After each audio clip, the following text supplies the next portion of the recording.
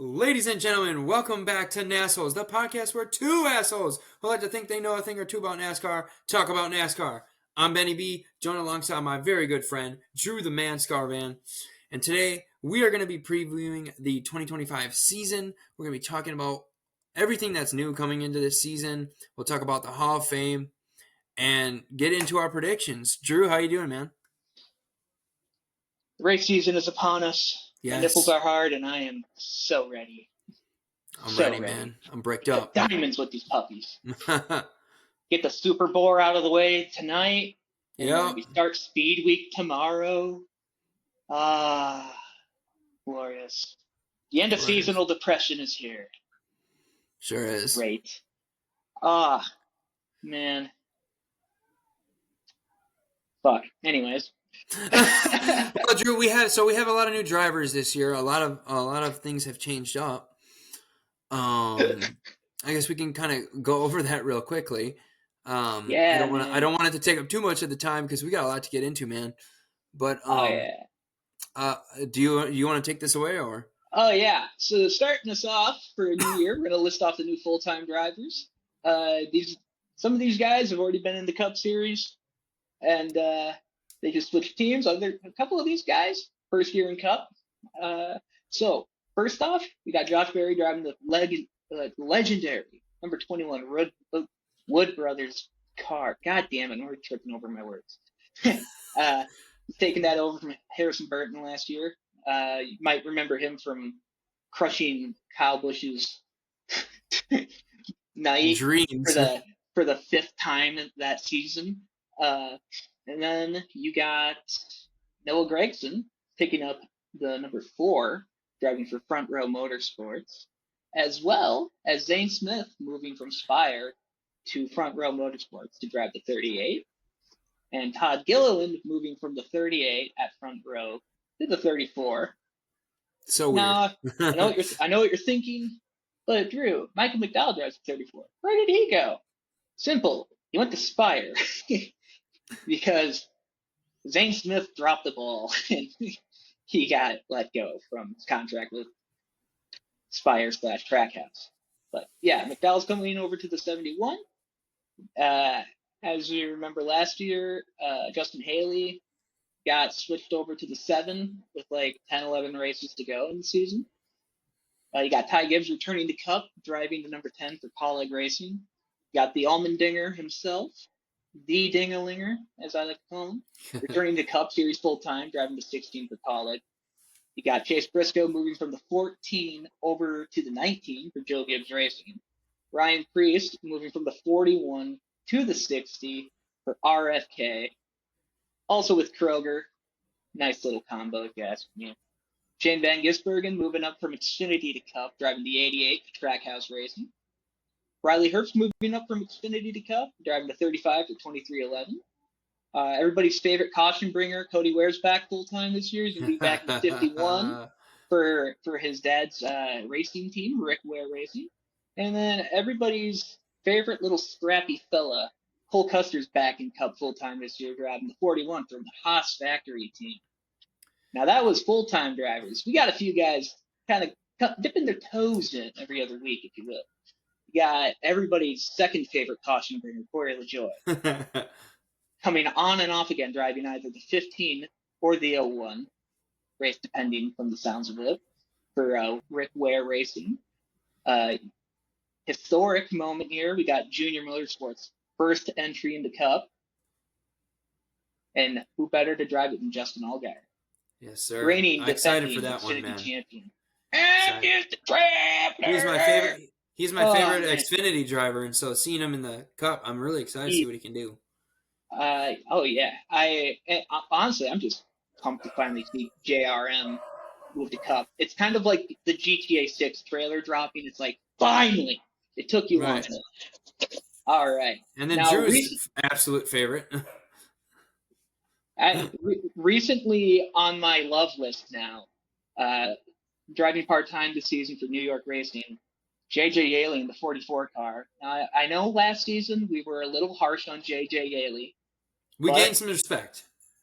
After he threw a steering wheel twice at a guy who kind of raced him hard, I don't know. I'm very trashy, and trashy things like physical altercations or anything sort of aggressive turns me into a big old fan.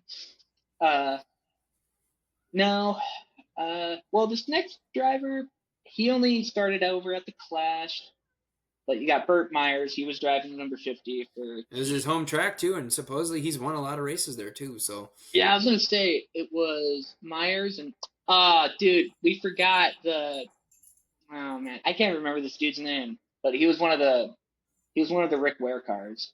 I think it was the 15 uh during the Clash, but it was another Bowman Gray guy actually. yeah, it So was. I think he was like an 11-time and like stock car champion there, let's see here, it was or late model let champ. My bad. me let's see here. Oh, Brown. I can't think of his first name. Something Brown. Come on. I can't. Ah, dang it. I gotta give him this credit. Racing Brown. Tim Brown. Yep. Yes, we got Tim Brown. He also did a one-off during the Clash as well. And going back to our regularly scheduled programming, you got Martin Truex Jr. At least doing one race at a super speedway. Yep. Driving the number 56. Nice little reunion for him in the 56. He used to drive that for Michael Waltrip Racing back in the day, before Spingate.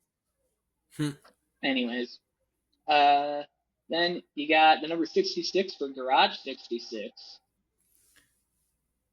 We don't have a driver listed. The shit. Yeah, I think they haven't. They either have drivers that will like go on and off, or they don't know yet. I really don't know the story behind that. We will get back to you on that as the season goes on. We'll find out. I knew I should have double checked this before we started. This is what It's I okay. get. It's really not that important. Anyways, and then you got the kill switch himself, Connor Zilic, starting I think it was just one race at Coda, driving the 87 for Trackhouse, with a beautiful Red Bull scheme, by the way. Absolutely beautiful, man. You guys got to check it out. Oh, yeah. But so that's what's new, man. And, we're excited to see some things changed up, but even more excited now to talk about Bowman Gray, which is the new site for the Clash, and hopefully will be the site for the Clash years to come, because, Drew, this track was just absolutely perfect.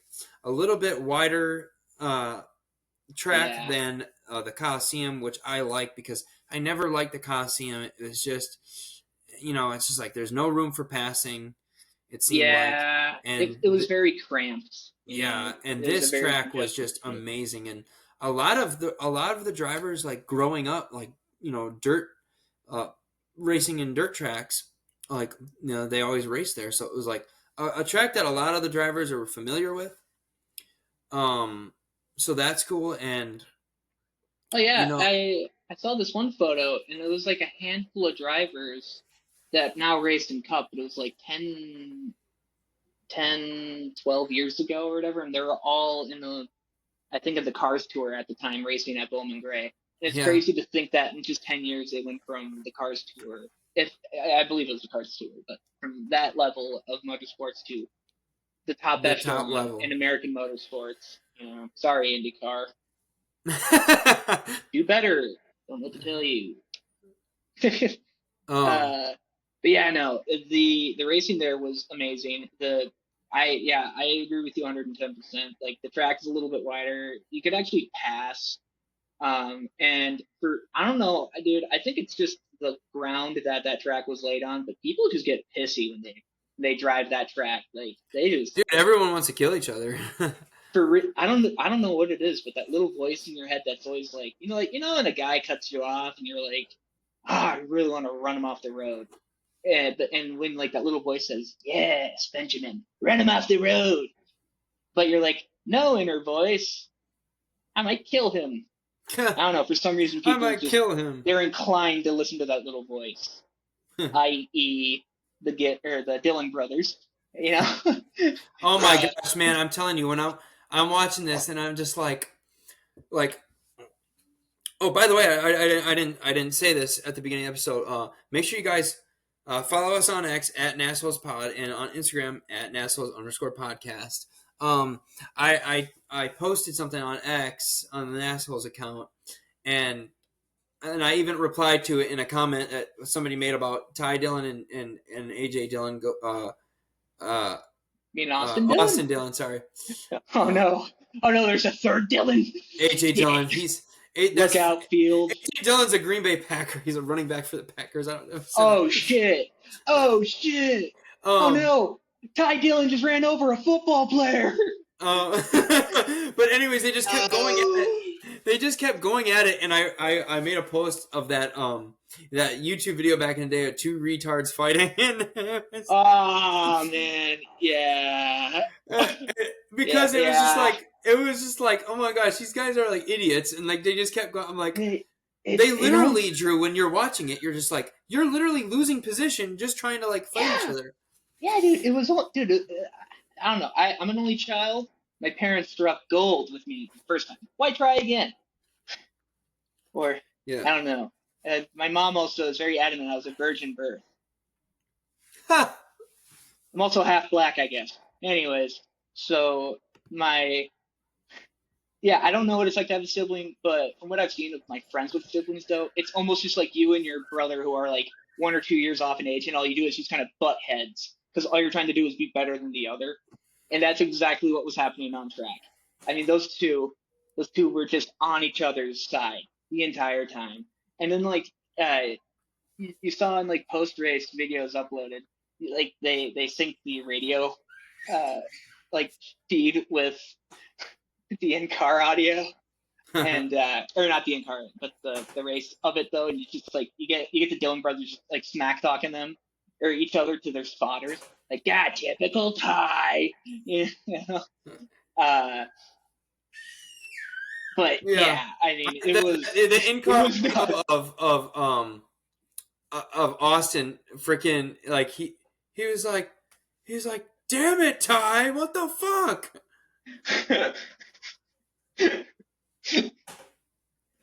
I don't know. It was great. I thought it was entertaining, to be honest. It was hilarious.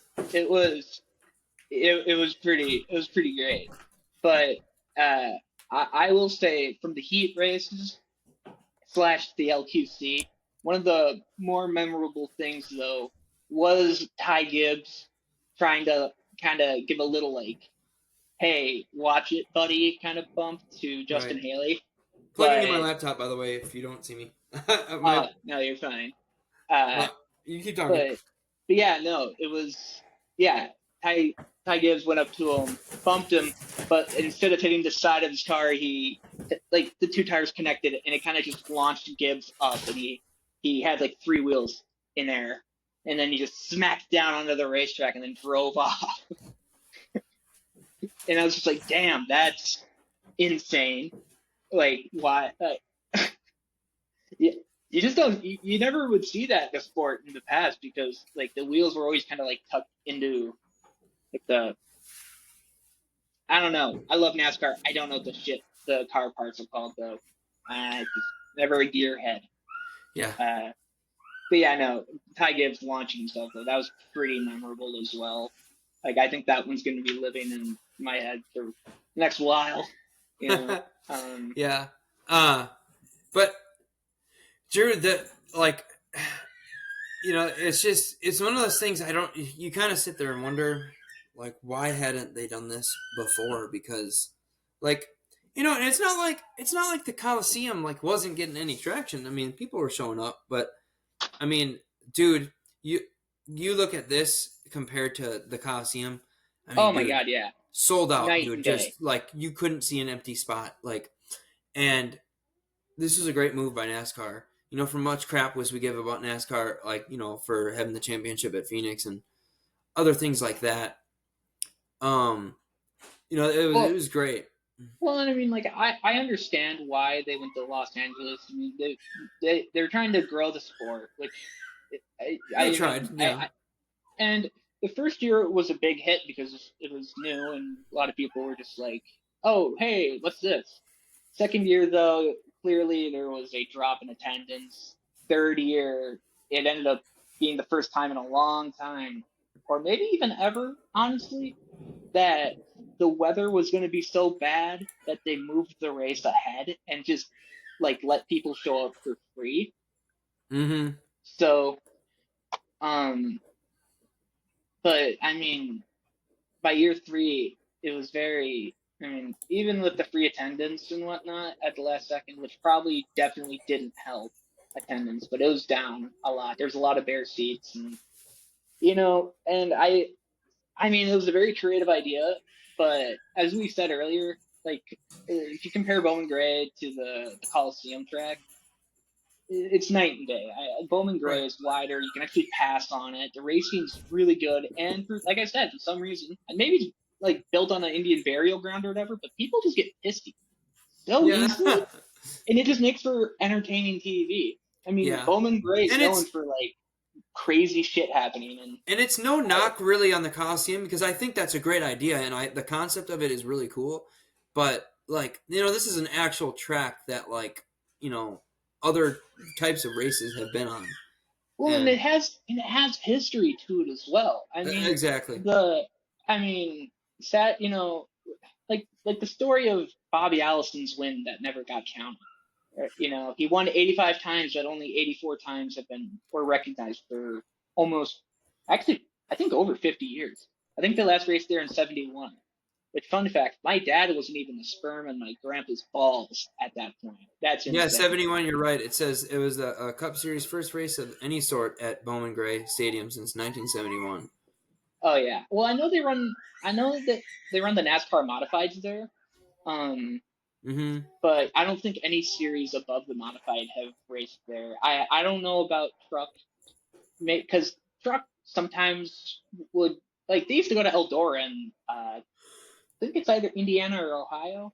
It's in that neck of the woods. But they stopped going to Eldora after a while. Mm-hmm. Anyways, I'm getting off track. There's just really rich history to it, and like the whole story of Bobby Allison getting the win, but NASCAR refused to acknowledge it because of, I can't recall the exact reasoning, but it was some fresh bullshit, And Bobby Allison was very adamant. He won 85 times, but Yeah, NASCAR would always say 84, and they tied him with Darrell Walter. yeah. But And when they announced they're going to return to the track, they officially recognized his win 2 weeks before he passed away. You mm, know, which a lot of people said maybe he was holding on. Like that was the one thing keeping him. He was like, "You're going to give me that yeah, win, damn it!" Like I've done everything else in the sport. I've won the Daytona 500. I won a championship. yeah, I'm in so many historical moments, like winning the Daytona 500 and having my son finish second, and having that memorable like pouring beer on each other photo, or him and his brother Donnie Allison beat Dev for living shit out of Carol Yarbrough in the '79 Daytona 500 in what is arguably probably the most impactful race in NASCAR history. I mean, he's done all that, but the one thing he was holding out for was that win. Damn him, he won that fair and square. yep, You know. yeah, uh, So with that, and then him passing like right after they acknowledge it, and then them even naming the trophy after him too. I think it was like the Bobby Allison Memorial Trophy, if I recall correctly. mm-hmm. I don't know. Everything about this was great. The racing was great. Storylines during it were great. The history of the track was great, and the crowd was insane and loving it. And Oh, dude, and you know ripping what? off That's what I was just about actually just gonna everybody. say, man. It's like the crowd was into it because I think the drivers wanted to put on a show, and you could tell that just from the interviews. They're like, "Yeah, like we're gonna be banging and clashing around there. It's the Clash," and Well, I love what I was going to say, you mentioned in our pre-show call Noah Gregson saying Gregson. Yeah, checkers and records, he dude. he's like checkers and wreckers, baby. It was like they were trying to they wanted to kill each other, man. And like the fans came here because like one, it's not a points race, so it's like you need the entertainment, but like they took the drivers took that seriously, man. Like they took the fans into consideration and they gave them a show. The one thing too, uh, it, it was Burt Myers and Tim Brown. Like I think they raced in a heat race together, and I know like when they were next to each other, the crowd was solely focused on them because this Right, is two a guys that guy. are not even like this is the first time that they're racing a the next gen car, Oh right? yeah, yeah. I think And yeah. This is but they are famous in that area. They're like like I believe it's Brown. If I'm correct, he's won like 11 championships at that track. Um, and then the Myers dude, he ain't too bad himself. Um, Oh yeah, the Myers family have a tenured history at Bowman Gray. right. I Just don't I think don't know the about whole that history though, of it. Drew. Yeah, Like well, and I think the the most thing popular too. driver at Chase Elliott is there, and but Yeah. everybody's screaming for these two guys. So it's like, what?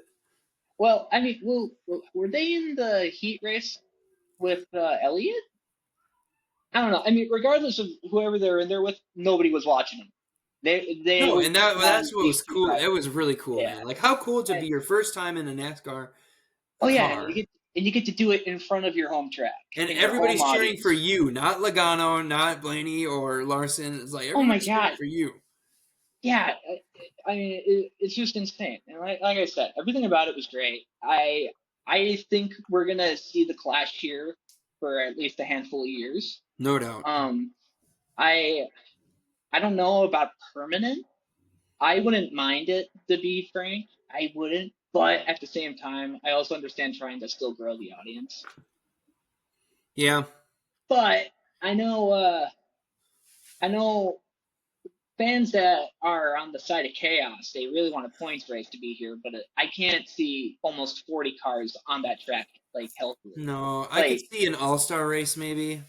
yeah, or yeah, I was gonna say like either All Star Clash or even just like another exhibition event at the Coliseum or like not at the Coliseum. Never go back to that fucking Coliseum. Please Never don't, do that please. again.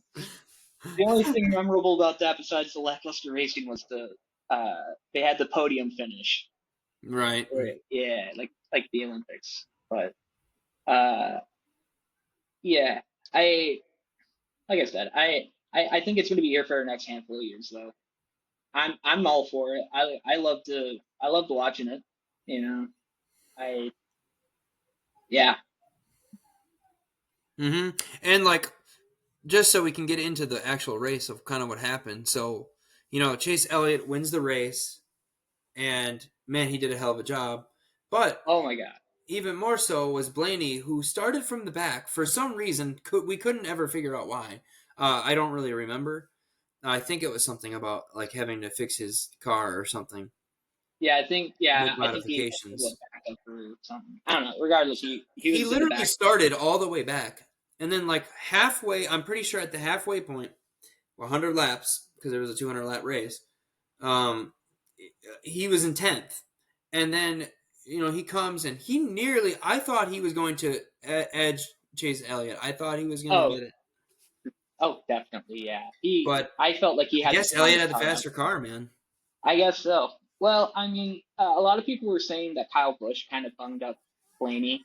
Uh, Well, that is I true. don't I don't know. I mean, it wouldn't shock me because Bush is in a Chevy now, and you know, usually Chevy drivers. Well, I mean, remember remember Martinsville at the tail end of last year, the whole where Dylan and Chastain purposely holding off another car so Byron can Yeah, edge his way in. I mean, it's not out of the ordinary for that to happen, but right.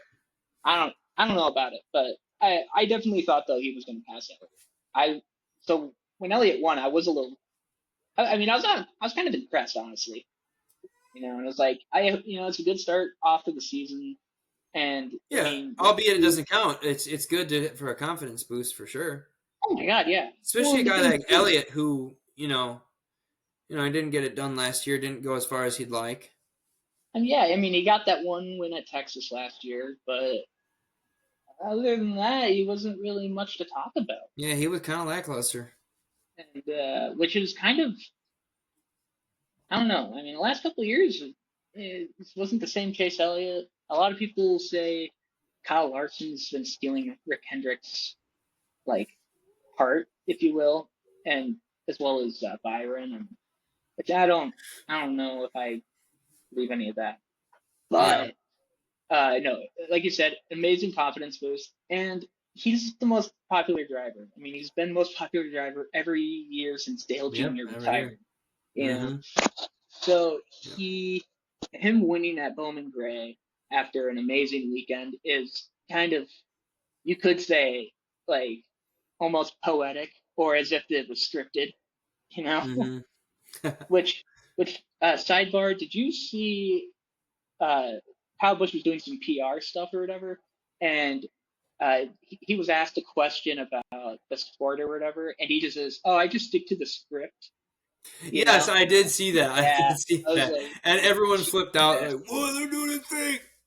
Yeah, he's breaking kayfabe. He's breaking kayfabe. Don't expose the business, Kyle Busch. NASCAR's real. We swear, Yeah, dude. but Oh my god, if it came out that NASCAR was scripted like pro wrestling, I would shit my pants. I'd still watch it. That's impressive. If they like plan out the cautions in advance, they look so un unplanned. Maybe no, it's definitely real. I should stop. I should stop. I should stop. Being a conspiracy theorist. Yeah, I don't want to be a sports conspiracy theorist here and be all like, NFL refs rigged the games, NBA refs rigged the game. Right. But But yeah, Jim, anyways, I guess wrapping up Bowman Gray, if you're cool with that, let's have our first favorite paint scheme of the year, man. ah, what did you see out there that you liked? And I think should I share the screen so we can kind of scroll through? yeah, you should be able to screen share here. This Okay. is this is numero. Whoa! Oh, So for all of you that have been listening to the show, all 9 of you or whatever, we love all um, 9 of you. we love all 9 of you, and but No you need to homo. share this show. You need to share it on X at NASholes Pod. Share it with everybody that you know. Um, you guys know that I love the Sunny D car, and anytime it's out on the track, it usually wins my favorite. But look over here now. Look way up here, if I can get to it quick enough. The number one of, where is it? At the top, Ross Chastain. Check right where it this should thing be. out, dude. You Yeah, got to be kidding me with this. I mean, the it Busch is. light just looks perfect, and I just love everything about it, man. So this is gonna be my choice, Drew. And I don't know about you, but this is my I, favorite one. no, honestly, I'm in the same boat as you. The the number one car, it hits. The 88, honestly, is a close second in my head because it has like kind of the same deal, except it's like sky blue, and I don't know. I like you. I think the gray is just great, and then Yeah. the This one's difference in epic too. color. This one's always been my favorite. When Busher runs it, Oh, I like it a little bit more because you get an extra number with this chrome. Um, oh yeah, chrome letters are pretty sick. yeah, They but are pretty sick. this I feel like wasn't this 7 car when LaJoy was driving it was Gainbridge, but now it's this, and I think this looks way better. Well, I think Gainbridge is still a sponsor Yeah. for Spire. I think, yeah, because I think they have like a pretty big But you know what I'm thing saying? with Normally Spire. it was this scheme, but it was Gainbridge. Yeah, it was something like that. But But this looks yeah, sweet. yeah, the Fraternal Order of Eagles have been with Justin Haley for a long, Hmm. long time. This car always looks great under the lights. The zone number 8 zone. Oh, oh, for sure, dude. Yeah. I actually really do like Ty Dillon's car. Yeah, Um, yeah, this before thing it is was all sweet. scratched up. Right from his brother. um, you know me, can't go wrong with the Menards. Number 12. Honestly, it's hard to mess up a Menards paint scheme. The only time they For mess it up is when they do like if they do like a red hood or something like that. oh, I don't know, man. Even sometimes it The works. blue hood is nice. Ooh, that Dutch Boys paint though. Right. Right. This one I think pre-show we were talking about. This looks like a kind of a whack ass ambulance or something. Yeah. Which one crashed? The one that looks just like the vehicle you're in. Oh, okay. The one that says Cody Ware on it. You know the one on fire upside down? Yeah, that's Cody Ware. Yeah. Oh, you mean the one with the red cross on the hood? Now, Jerry Hunt, I have no idea what that is. I believe it's kind of just like a local sponsor that's tied to Tim Brown. Okay. Yeah. And then here is the 16 of Allmendinger caught up with Custer. Yeah, Which is honestly, so I've never weird been seeing Custer in that, because like I'm sorry, but like this season is going to confuse me because I saw the 38. I'm like, oh, look at Gillum, look at him go, and then I'm like, wait a minute, no, he's not in the 38 anymore. Yeah, well, I mean, when I started watching NASCAR, like pretty, like I don't want to say intense, but like in 2020 when I really focused in on the sport, he actually was a rookie in Cup at that time. So he actually won one Cup race. It was the last race at Kentucky Motor Speedway, actually. A mile and a half track, which a lot of people have been wanting to come back now since we've raced amazingly on the mile and a half now. Time our mile and a half package sucked. The Gen 6 car just sucked at mile and a half. So we cut a lot of them off the list. And then, of course, the next car, the Gen 7, next gen. Yeah. Of course, it does amazing on the track that we just predominantly kicked out of the schedule.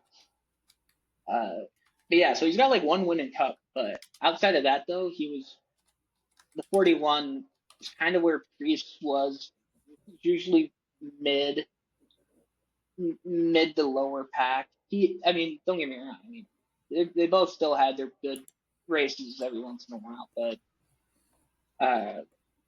yeah. So it's not too weird for me to see him in the 41. The weirdest thing about all that though is just the font change in the 41. I do like it, but it is weird seeing a Haas sponsored vehicle without the Stewart Haas font on. But that's just in other news, Drew, and I forgot to mention this pre-show before we recorded, but NASCAR officials announced the option tire will return for the spring race at Phoenix, and I believe yes, they are bringing it back for other races too. If I'm not mistaken, if I'm recalling this right, I think they were going to try it out, and then they'll have the option for the option tire possibly in like races yet to come. Yeah. And people are making good points. They're like, this person says, I think every short track and maybe half mile should have the option. It would bring more strategy. And that's totally true. I mean, and I would love to see that. And I'm all for this. This is a step in the right direction, Drew, for them just doing this. Hopefully that means that they're actually going to do that. Eventually they're going to have an option tire for a lot of these other races and short tracks and whatnot. Oh yeah, and it really makes sense because like I know a handful of years ago they started kind of dipping their toes into like rain tires for NASCAR stock cars. So that way like if we were on like a short track or a road course, the rain delay wouldn't be, unless it was like heavy rain or whatever, it wouldn't really bung up the race. So it makes sense that now they're kind of like dabbling with different tire compounds to be at your disposal during the race. Yeah. Which, it's a great thing, and I'm pretty excited for it. Because we need that, Drew. Really, like there needs to be more. In my opinion, in NASCAR, there needs to be more thought behind the team's racing of strategy. It really changes. It pretty much can change the outcomes of these races because teams have to have the right strategy, and like if something goes wrong with their strategy, that now they gotta kind of figure that out. And I think it just makes the racing more interesting, and it's going to allow for more of guys that normally you wouldn't see win. Like you're going to start seeing more like different winners.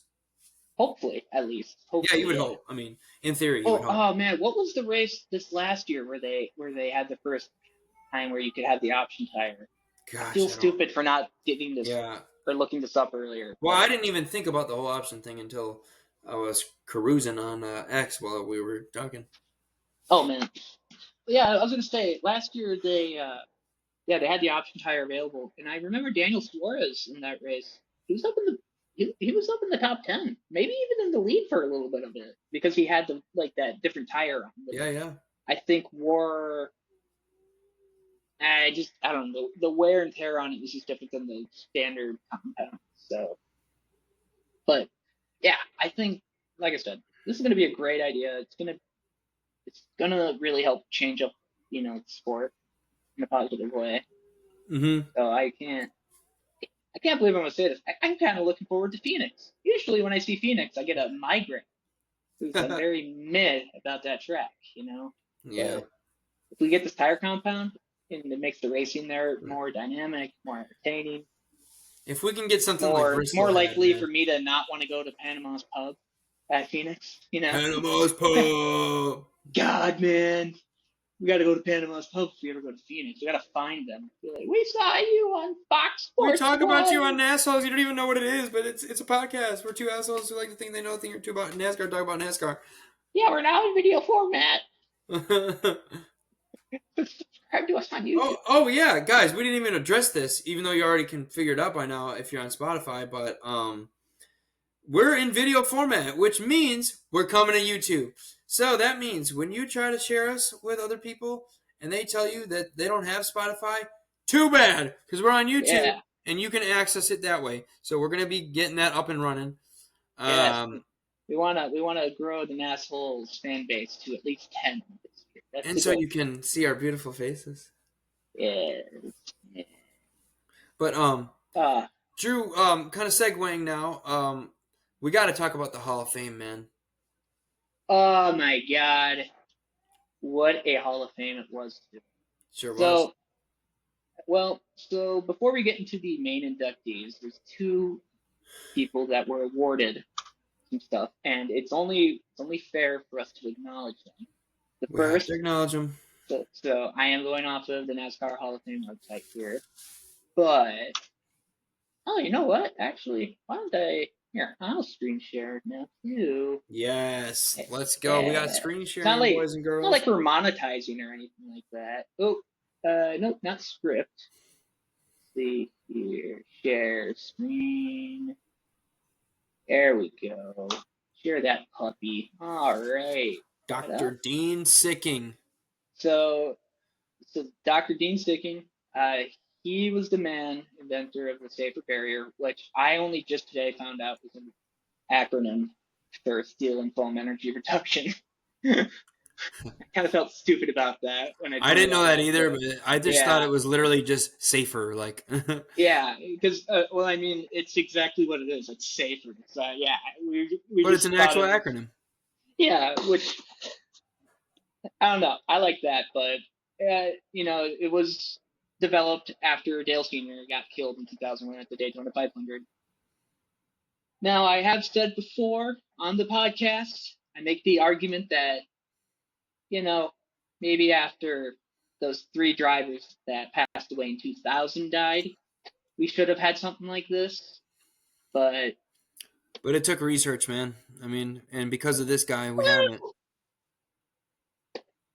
well, it's not that it took research. It took someone of Dale Sr.'s caliber dying because oh well, I mean, he was a living legend. I mean, the guy, oh my God, 70 plus wins, seven championships. He drives arguably one of the most iconic cars Right. in the sport, in the history of the sport. And, he has a very successful team that that he's been working on for the last handful of years with, DEI, Dale Earnhardt Incorporated, not diversity inclusion. Diversity, equity, and inclusion. No, the cool DEI that I can get behind. Dale Earnhardt Inc. But it took him tragically getting killed for NASCAR to be like, maybe we should try and figure out a way to make the hits a little bit better. Which I think look, I'm like, obviously, I'm very glad this happened. Like, I really am, because who knows how many people Yeah, would have because how many died in times there. have we seen guys go into the wall and it looks horrendous, but because of that safer Oh my barrier, god. Oh nothing my bad god, yeah. happens. Well, I mean, I remember back.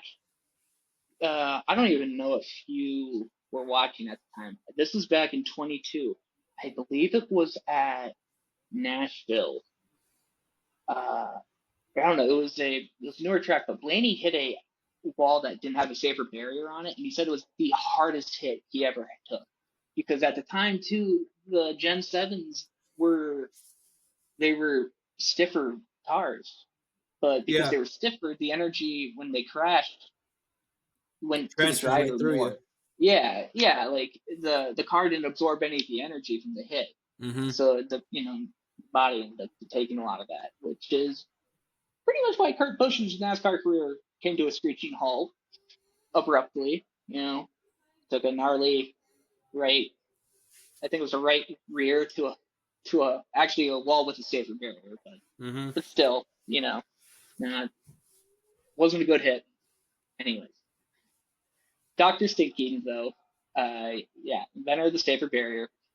Um, yeah, so following the death of Dale Earnhardt in 2001, NASCAR partnered with Sicking and the Midwest Roadside Safety Facility at the University of Nebraska-Lincoln to better understand the circumstances and help prevent future tragedies. A partnership that remains in place today.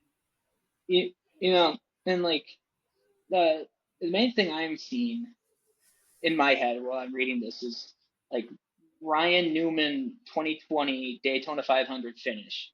I mean, had he got like a weird push from Ryan Blaney, and he ended up like losing grip, and it was a gnarly accident, and I think he was unconscious because like Yeah. he I mean he was a lot of people thought he was dead, and thankfully the safer barrier was one of the reasons, in my opinion, why he ended up surviving that crash.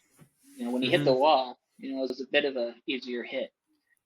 Now, you could make the argument the other thing that knocked him out was Corey LaJoy driving into him mid flip. Always the joy. Too much Damn it, margarita LaJoy! mix. You always you always find a way to insert yourself into crashes. It's always about you. Damn it, Corey! Seeing Corey stands for caution.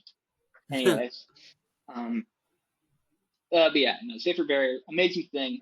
Honestly, I'm surprised now that this man's just now getting like this recognition from the sport. Because you'd think with something as impactful as a safer barrier that it would have been Yeah, acknowledged that's a what I lot told you sooner. when we were discussing this before the Yeah. show, and I was like, how does he not recognize like well beforehand? Now, the the next award was the Squire Hall Award. It was based off of I gotta bring it up here.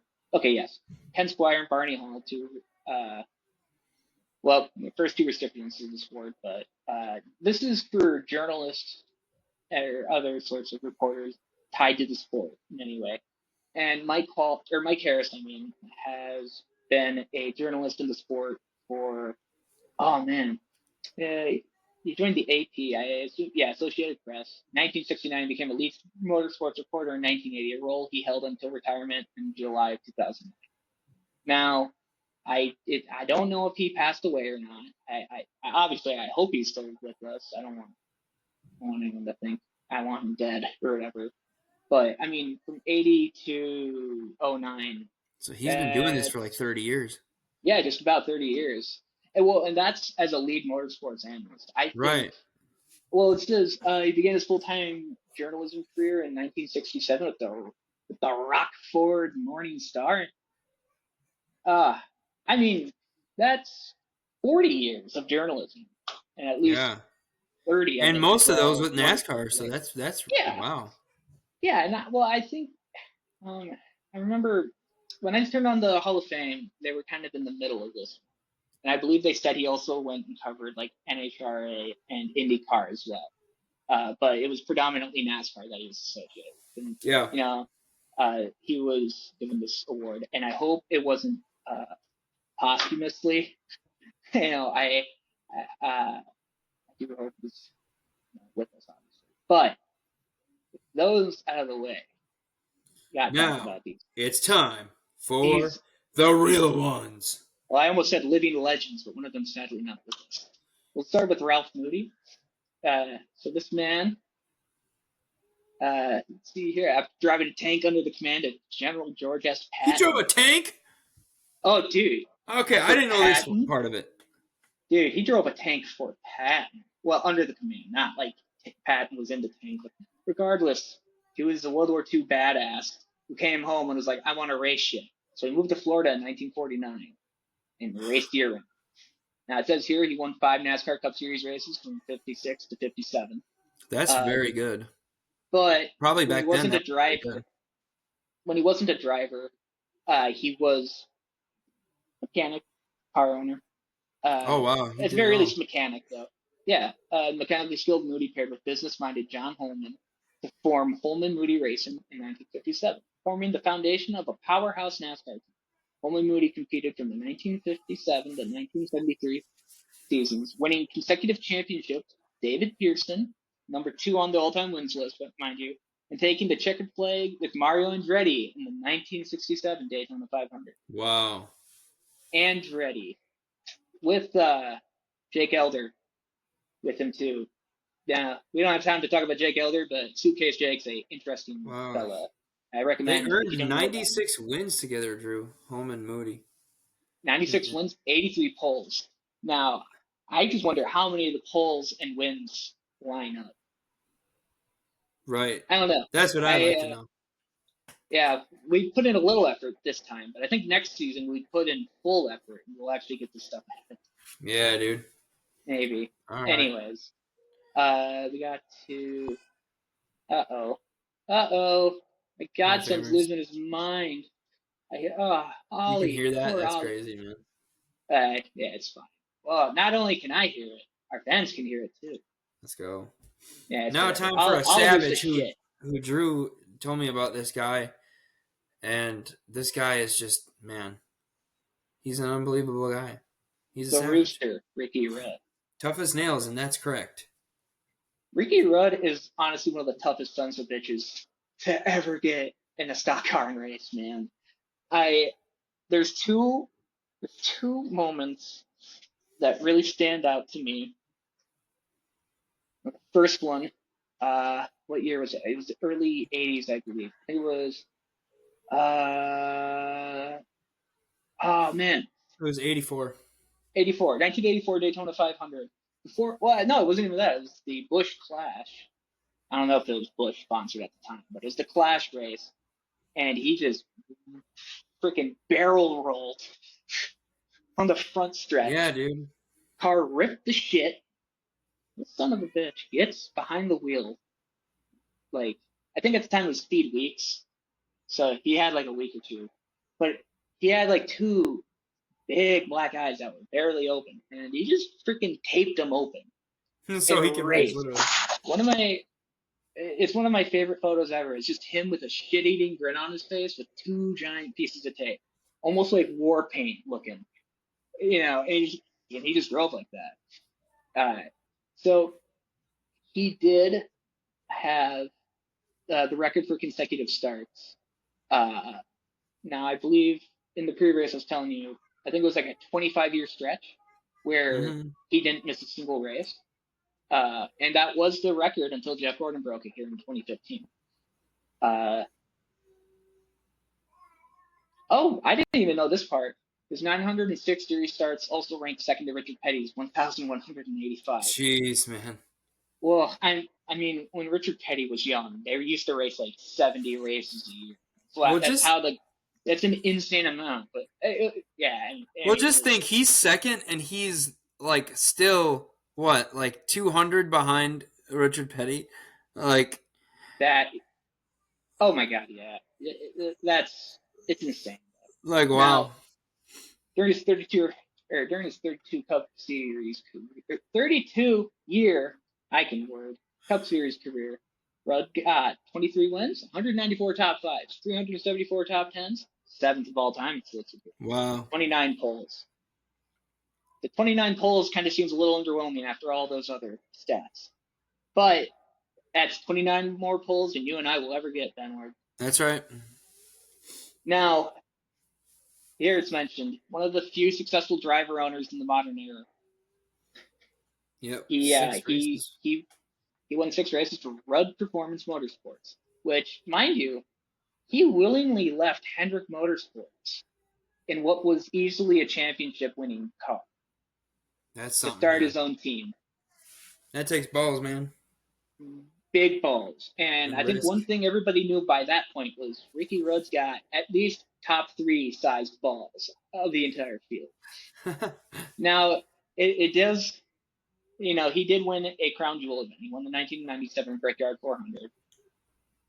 But the race that always stands out to me, I think it was late 90s Martinsville race.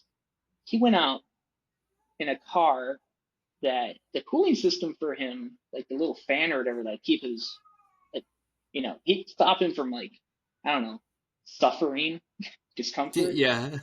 It just went out. It just stopped working. And he went on to dominate that race with, like, boiling sweat pooling in his seat.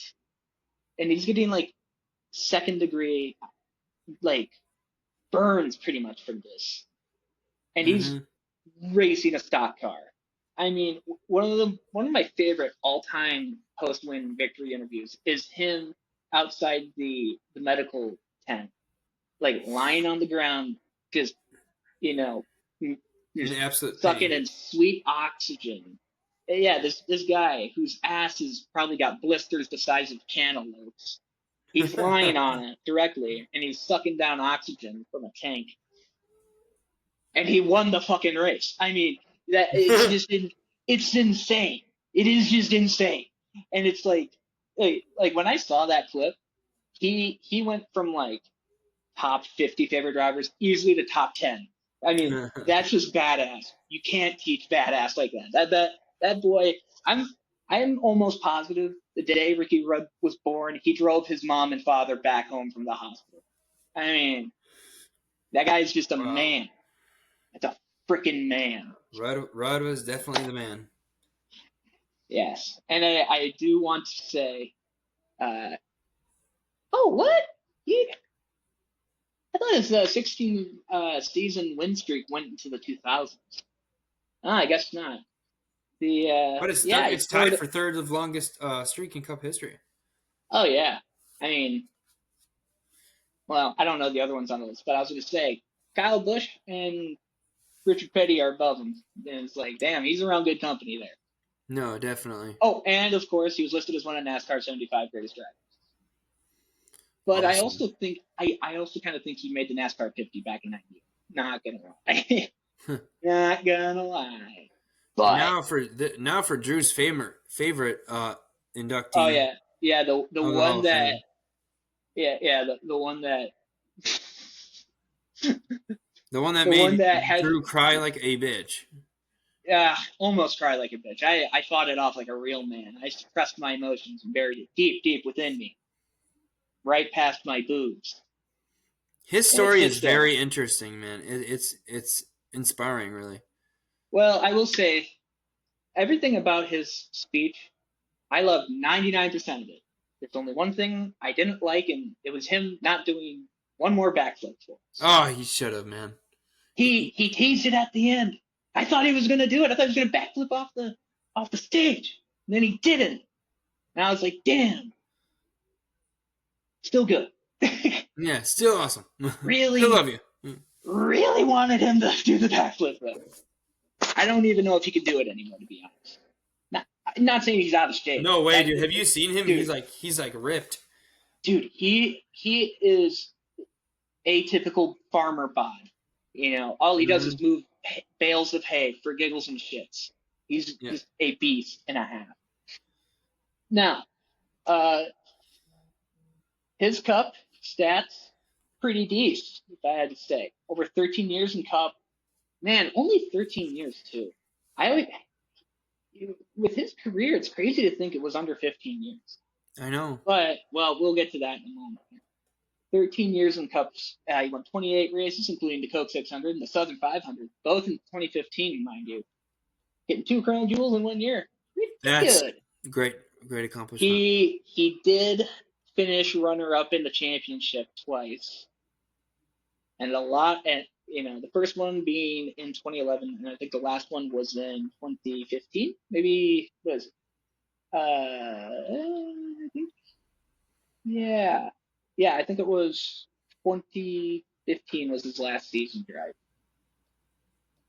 He so he just about had that championship in his hands then. And with like Yeah. 20 laps to go, they did it. There was a restart. He got a weird shove, crashed, Mm.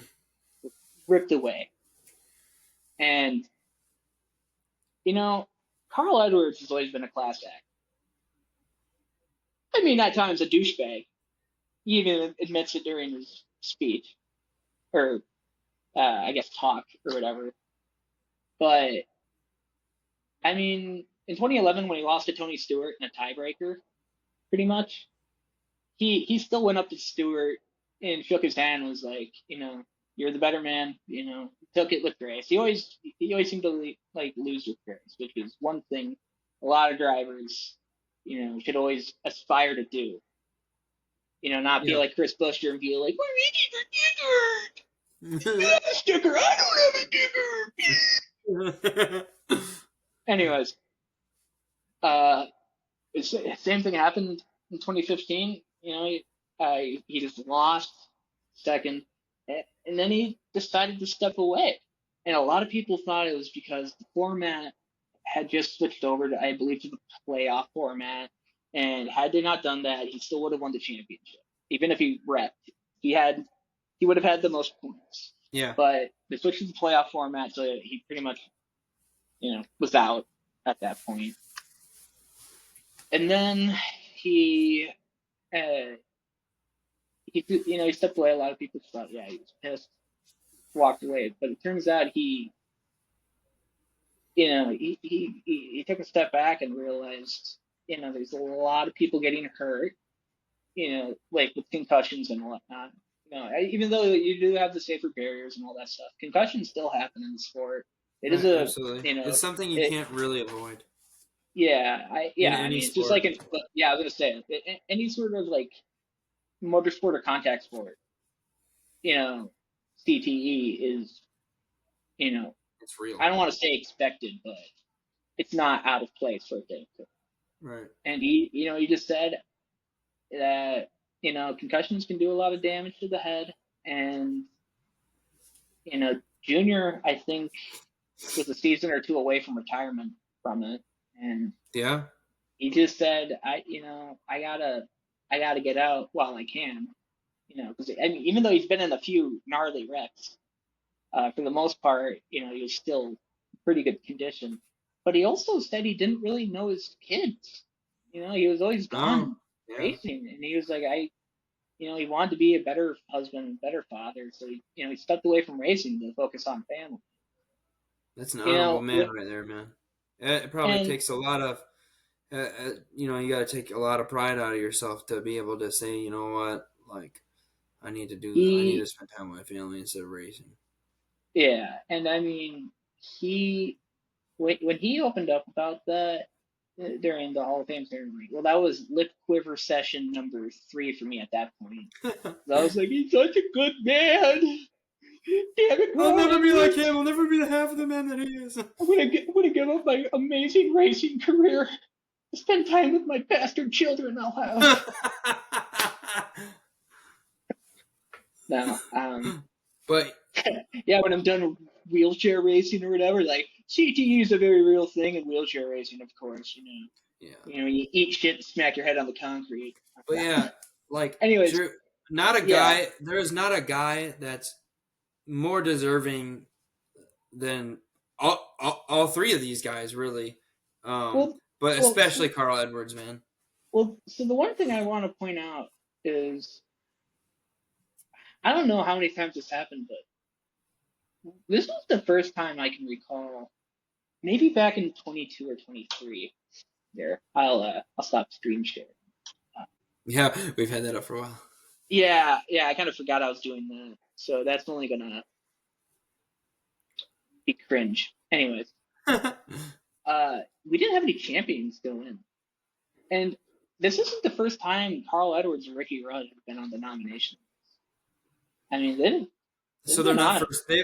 So this was not Yeah, first they're ballot Hall of Fame for them.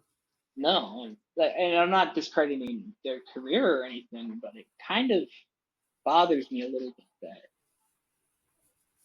That they I weren't don't first know. ballot. Yeah, well, definitely Ricky Rudd and Carl Edwards. I think the both of them, both of their careers were first ballot, and the fact that they were overlooked so much.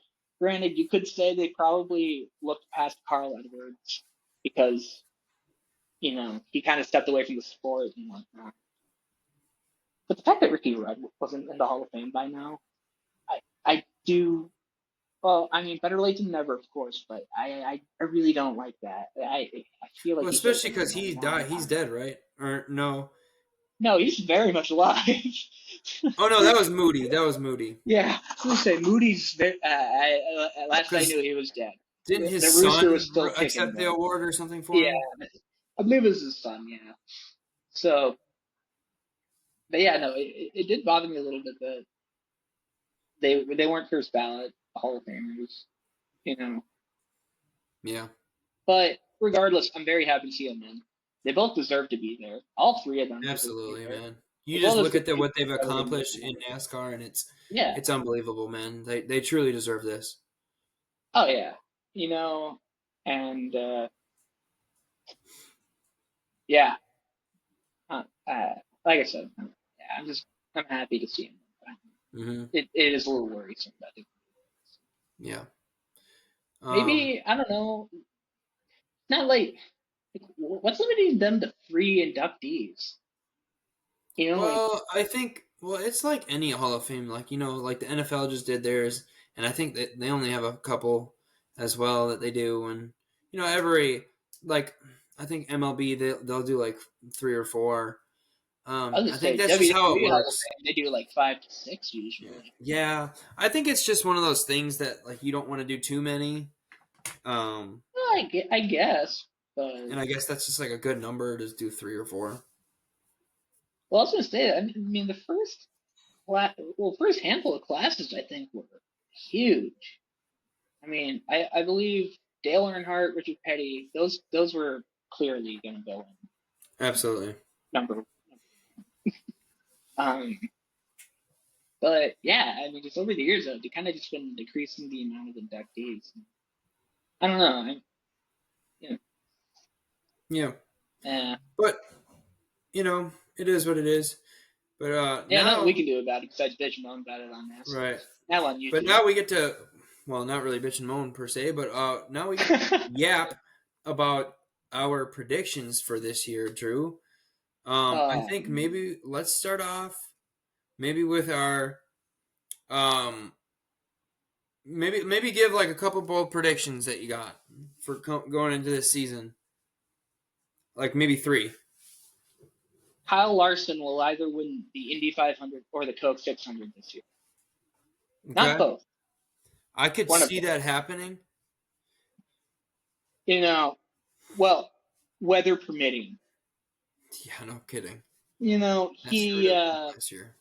they ah man, it still bothers me how upset I was that when the whole Indy 500 Coke 600 Dude, double you were so did not bummed, pan. man. Dude, I told my counselor about it, and she was like, "Yo, that's probably like not a healthy amount." I was like, "Shut up, Lauren. What are you? Shut up, Lauren. Fuck you, know." But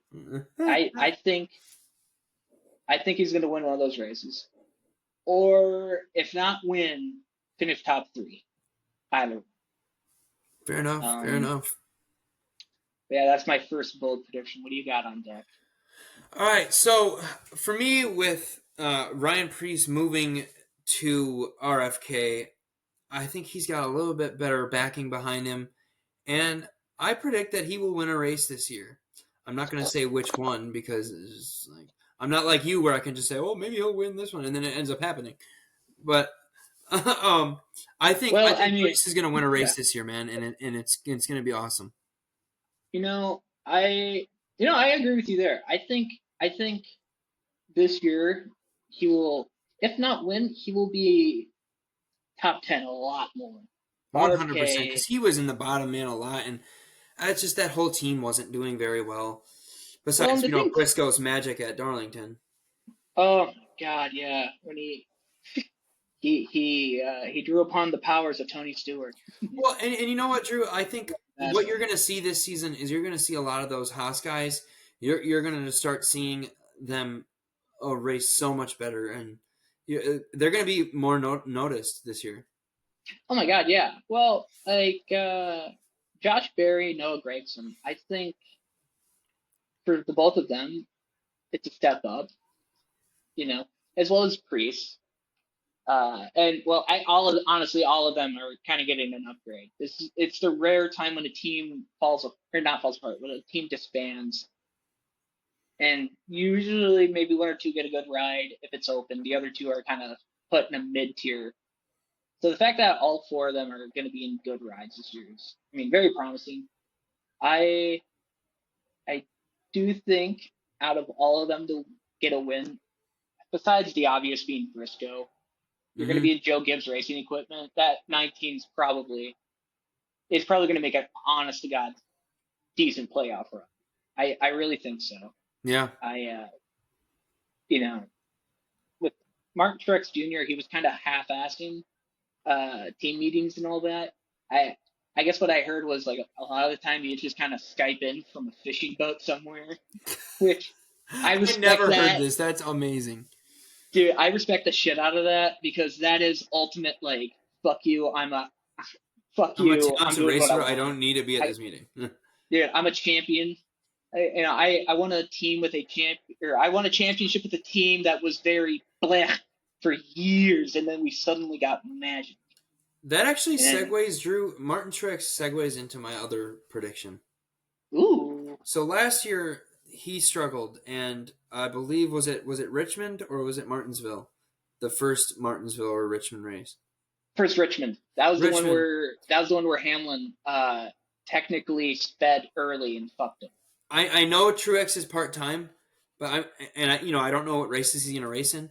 But I think it's just the Daytona 500 for right now. I really think it's just the one race. Okay, well if he ends up being at Richmond, I'm going all in on Martin Truex, and I'm going to pick him because I think he's going to get his revenge. Truex is going to dump Hamlin. But, Hamlin in his non-FedEx sponsored car, which would be very weird to see. Yeah, but that's not really. I guess I'm not going to use that as a prediction. But if he does race at Richmond, that's what I'm going to say. But what I really want to say is that SVG, he's going to get his revenge at Watkins Glen, and he's going to win. He's going to win at Watkins Glen. Ooh. You know what I think SVG is going to do? I think he's going to show the fuck up at Chicago and not wreck out like last year. I think SVG is going to... He's going to win at least 2 of those road courses, I think. To be honest. Oh my God, yeah. I think, yeah, definitely. And that might be bold, but I really, truly believe it. Well, I mean, if last year's Xfinity, series stats, when it came to road courses, say anything, it's that he's probably the king of road courses. He's really freaking good. I mean, he is. Yeah, he's good at street. Yeah. Sorry. Anyways, I also think one more thing that I'm going to say is I think that Bowman will not make the playoffs again. Ooh. Wait, what do you mean again? He made it last year. Or no, he got kicked out of the whatever round it was. Yeah. I think he won't make it. His car was on Slimfast that weekend. Yeah. I think he won't make it. I think that, to be honest, Hendrick Motorsport's still going to be good. I still think they're probably going to get at least 2 out of the 3 of their drivers in, if not 3 out of the 4 or whatever. Oh no, I think it's a guaranteed 3. Byron, Bell. Bell? No, not Bell. Uh-oh. Driver shakeup. Larson, Byron, Elliott, right? Yeah, I think those 3. I can just see it happening, man. And I think Well, do you have any more bold predictions? Because I don't really have any right now anymore. Well, I wanted to say it before we veered off of Martin Truex Jr., but how funny would it be if he just kind of won the 500 this weekend? God, I honestly, I would get honest out to of my God, I wheelchair and would do an be Irish very jig. happy. It would not bother me. Well, yeah, I mean, I wouldn't be bothered either. But I think it would just be hilarious that he was like, all right, one more go, and then he just gets it. One more race, like that's it. I'm But only gonna race this one time. I'll say this, though. If not Martin Truex Jr., I think this year KB will do it. He's going to pull the Earnhardt. 20 years of trying. 20 years of frustration. Kyle Busch, we'll take it to the checkered flag. You know, Get Drew, the 500. that's the thing I wanted to talk about too. Is Kyle Busch? Had a very disappointing season last year. Well, disappointing as in not winning. He put on a lot of solid runs. Yeah, but he did have a lot of troubles, and I think This year they're going to have team more wasn't things perfect. figured out, and I really think that we're going to see a pretty good year from Busch, and I think he'll make the playoffs. Well, I think too. Well, like I said, I mean, last year his luck was shit. I mean, It was horrible, man. Like Daytona, I mentioned it earlier. Harrison Burton nudged him out. I think it was like in the last turn before they hit the straightaway at Daytona, and he took that from him. He finished third at Atlanta last year. He kind of ran a little too hard on Chase Briscoe at Darlington for the Southern 500. I mean, there was all these so close, but just something happened, and I think Kyle Busch. I mean, to quote a wise man I once saw on Twitter, "Hell hath no fury like a motivated Kyle Busch." Mm-hmm. So I think this year he's gonna get at least one win to kind of just put it in the face of everybody. Like, yo, I'm still good. I got this. Yeah. So I do. I mean, I wonder what changes RCR has done in the offseason. I know last year I said a bunch. I'd really love Austin Dillon to step away from the driving and just go into the management role at RCR, because I mean him getting the idea to even bring Kyle Busch over to RCR to begin with was, well, batshit insane, seeing the history that him and Richard Childress had, and now I don't know. It was a phenomenal idea. I mean, they ended up winning 3 races together. 2 of them in dominating fashion, one of them, super speedway, which,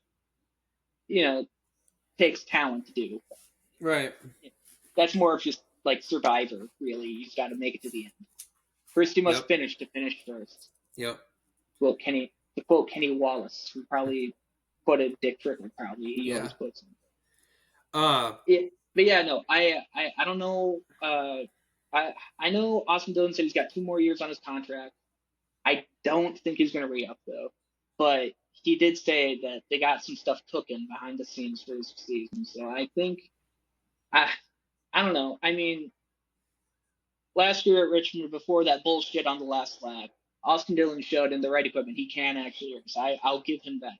He raced honest and clean until the very end. Yep. Yep. And so if he's in the right equipment, I think he can get it done. Mm-hmm, for sure. As much as his existence in the 3 pisses me off some days, if the equipment's there, I think he might, he'll perform a lot better. And Kyle Busch will definitely do a hell of a lot better. Everything they're saying, that they got some big stuff coming this season is true. I think we'll see him in victory lane, and I hope the first win, if it's multiple, is at the 500. That would be the win of wins. And we'd probably see Kyle Busch sob finally, maybe not.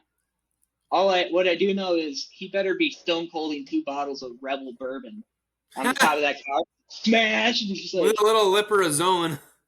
Oh my dude! And then he gets out. He gets out, and then he takes a hit off a 3 cheap 8.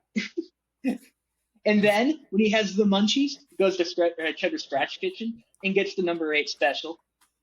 True. Tendies and fries. We say this like every other episode. We say the same thing. Like he's Dude, gonna do this, and he's then got all the vices. He's got all the vices. He's got I alcohol. He's know. got I guess nicotine. He's it's just got one of those things that the it doesn't get CBD. old to talk about. Oh my god, it's aged like fine wine. And then when he's driving drunk and stoned home from Cheddar's after mowing down that number 8 special, he's got Morgan and Morgan on his side to defend him in court. Shit. Let's not forget that. Let's not forget that. Morgan and Morgan's on their car, damn it. They're gonna get him out of a DUI charge. Oh God. They're gonna get him community service at the least. So Drew, it is now time for our way too early season predictions. We're gonna predict the regular season champion, and who do you think is gonna win it all? Man, this is really. You better pick one that's actually gonna make the playoffs. This is kind of like shooting an arrow into a dark forest. Yeah, like you just don't know what the fuck you just don't know how accurate you're gonna be. And I'm writing this down, man. Oh, you're writing it down? Okay. I sure am. So, you know what? I think Chris Buescher. I think he's going to put on a clinic this season. Regular season? I think the momentum with Kroger signing on and getting a second teammate at RFK. And, well, let's face it, when you have a big sponsor, you usually get big money. When you get big money, you can pay for better equipment. Better equipment means better on-track performance. Mm-hmm. Now, if all that tracks, I think out of Keselowski, Priest, and Buescher, I think Buescher is going to be the one to do it. I mean, Keselowski, yes, he did win the first Arlington race last year, but it was only after Stickergate happened, and Reddick got into Buescher, and they kind of killed both their days. And yeah, the infamous "we're reaching for stickers" comment, ended up coming from that, which forever lives on in infamy on this show. I'll never forget it. But yeah, I think Buescher will. I think he'll get the regular season. Nice. That is my bold regular season. Now, who is your 2025 champion, Drew? Better pick Ryan Priest. No. No. Cody I would Ware. lose my mind if it happened, and I wouldn't be mad about it. But yeah, there's no way. No, Ooh. Well, it ain't going to be Logano because it's going to be an odd number year. He only makes the championship 4 on even number years, as his track record shows. 1 in 18, 1 third in 20, 1 in 22, 1 in 24. So the 2020 series, or the 2026 Cup Series championship will be Joey Logano's. But we're not talking about that season. I do not believe Roger Penske is going to get 4 consecutive championships. I think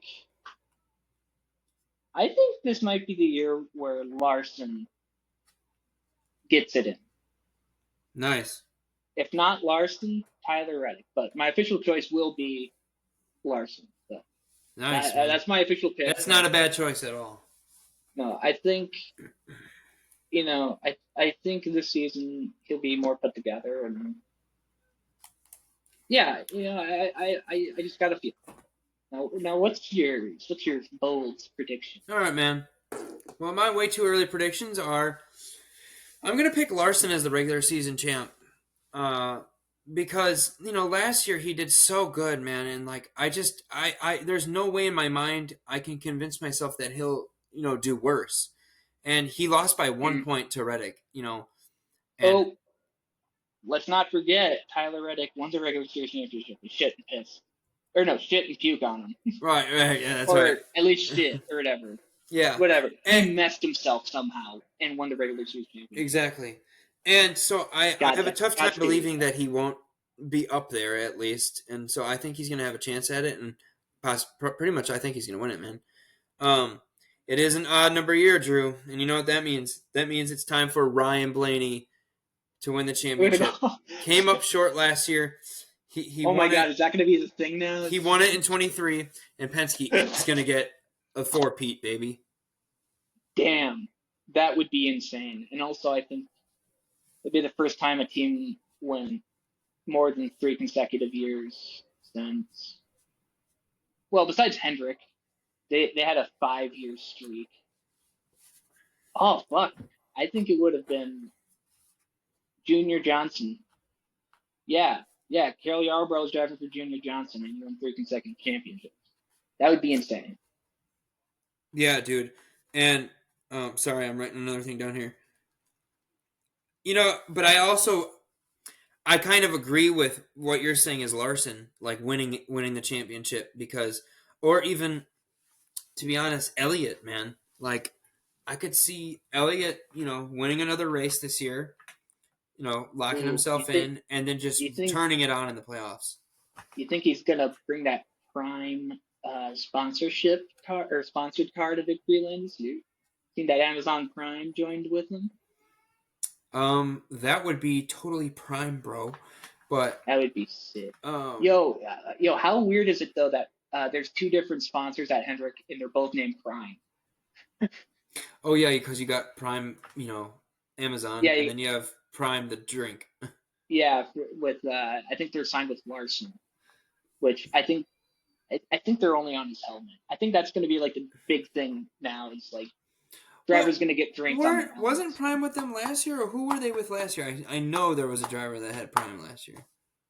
I don't think there was an Amazon Prime No, not last Amazon year. Prime, not the Oh, other Prime. I don't think there was another Prime car. I think last year was the first year that Well, Prime not a signed car, with but like they Hendrick. had it on their helmet. Oh, it was Kyle Larson. Oh, okay. I know that for sure. Yeah, I don't know if there was another one. Yeah. I don't know. They were kind of very like when they talked about it, it wasn't even like an official announcement. It was more of just like, oh yeah, as you can see, he's drinking Prime now. They just signed on with Hendrick for a multi-year deal or whatever. Yeah. And yeah, Jake and Logan Paul getting the deals done. God, I don't know how to feel about the Paul brother. Well, about Logan, I should say. Jake, I can easily watch him get run over by a bulldozer all day, every day. But Logan Paul, it's like he's such a scuzzbag. Like I've seen, like I heard of all these crypto scams and shit he was a part of, and stealing thousands upon thousands of dollars from people, being a total slime ball.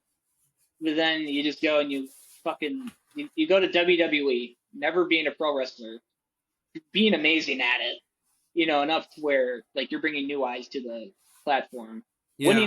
winning the United States Championship at one point, I guess, Yeah. as well as making one of the biggest drinks on earth, Pretty much now it is, yeah. or you could say his boxing career. I don't know if the Paul brothers ever have a legitimate boxing match. I always think it's like a glorified scrimmage. Right. Or not scrimmage, but kind of just like a sparring, I guess would be the right. But Damn Drew, Paul. now we are at the point in the show where last year we, kind of did this. We always picked a winner, and whoever would pick the winner or somebody who was basically as close to winning over the other person. Oh yeah, yeah. This is who would finish the rights. They would get the rights to pick first for the next week. Now we are still going to do that, guys, but this time we're going to have a point system to it. So Drew and I have decided, or really I have decided because I made this up. Oh, I was about to say I don't remember points being brought up, but I'm game. So each week each week we're going to pick a winner, right? And obviously you want to pick somebody that's going to win, or if not, pick somebody that's going to finish better than what the other picked. So, but they have to place in the top 10, and there's points with this. So if they finish first, if they win the race, you get 10 points. Second place, 9, so on and so forth. So, Drew. Oh, if they finish out top 10, you get 0. Yep, you don't get any points, and then at the end we will see who is the regular season champion, and then we'll have an actual championship, or we could just do it like this for the regular season, and we'll crown a champion, and then playoffs will be like a different whole type of thing. We'll see, but I think this will be fun for us to do and keep track of. Oh my God, yeah. Well, it's kind of like what I do with the sister missionaries up here. Like I always tell them to just pick a driver, and then we just see whoever the fuck finishes in front of who.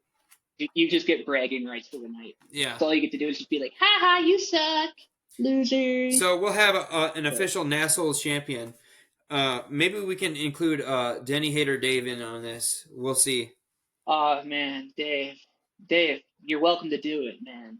Join us. Be our Join third us. voice.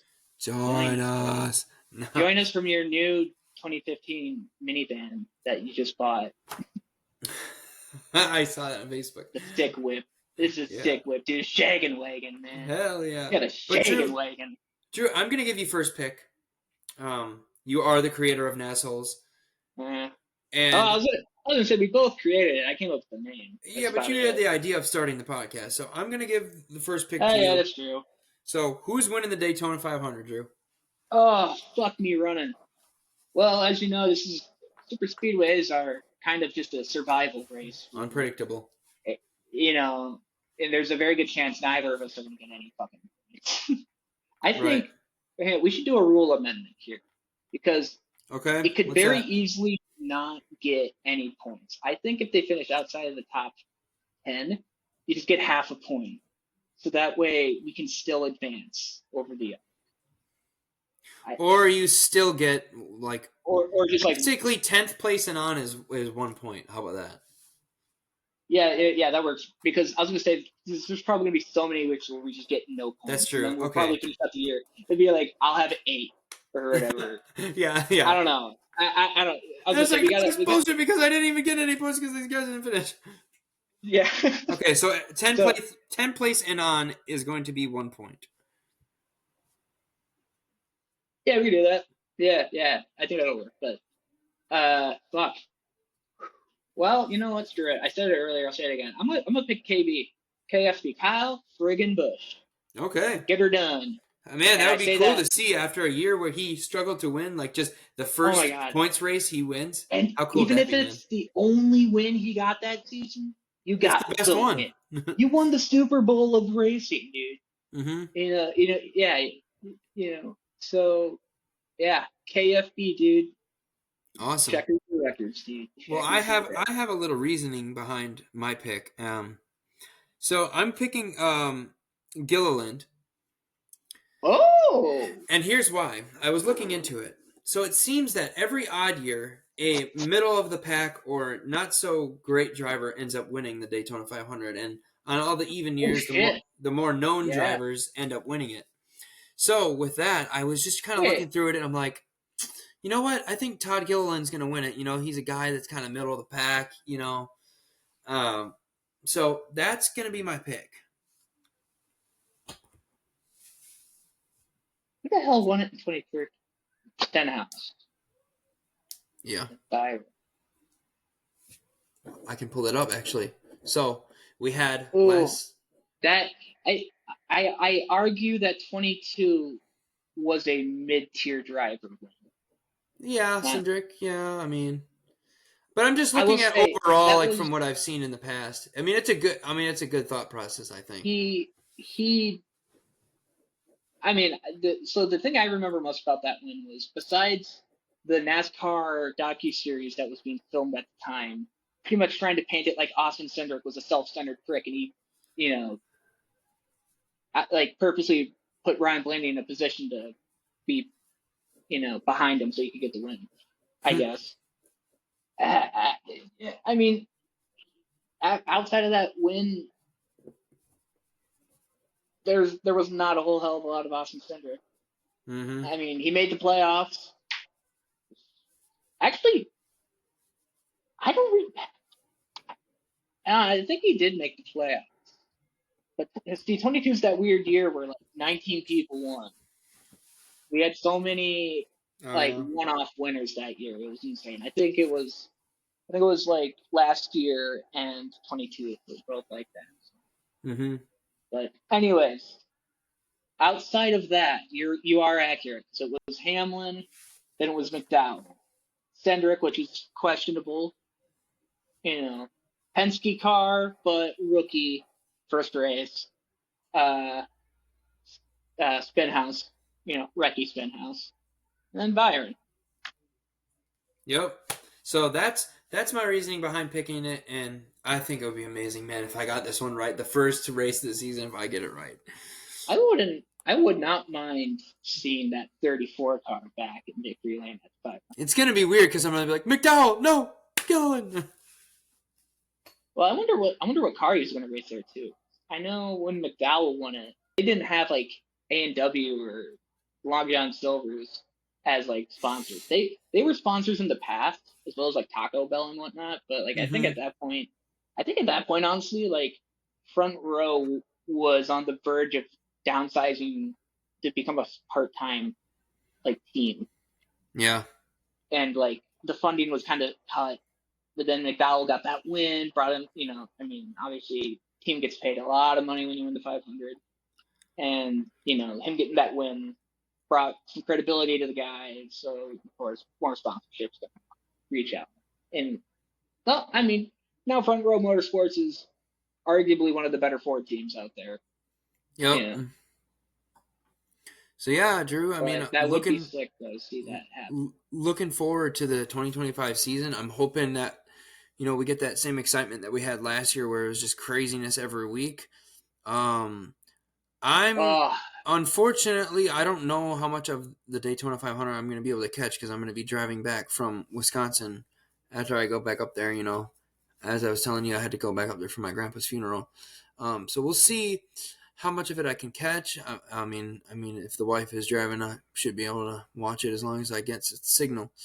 Well, I was going to say, worst case scenario, I think, I don't know if it's strictly Sirius XM, but I do know I think MRN, Motor Racing Network, usually has like radio that you can listen to. Yeah, well, I got my phone, I got YouTube TV on my phone, so. Oh yeah, I was going to say, worst case scenario, that you just listen to it. As long as I'm not driving. Oh yeah. So. Yeah, I was going to say. Yeah, man. Well, are you Alexandra and Oliver all going? We probably shouldn't be having this conversation on the show, actually. Yeah. We'll talk about it post-show. We appreciate you listening to NASholes. Please follow us on X at NASholesPod, on Instagram at NASholes_podcast. Share us. Be looking out for that YouTube channel. It's going to be up probably within this week, maybe. Well, it's going to be up when this video gets uploaded to it. So. Okay, yeah. Do we already have the channel, Drew? I'm going to set it up right after this. Okay. So it's probably going to be NASholes, just straight up, or NASholes podcast. And yeah. Thanks for tuning in, and we will talk to you after the Daytona 500. All right. See you then, Ben. See ya.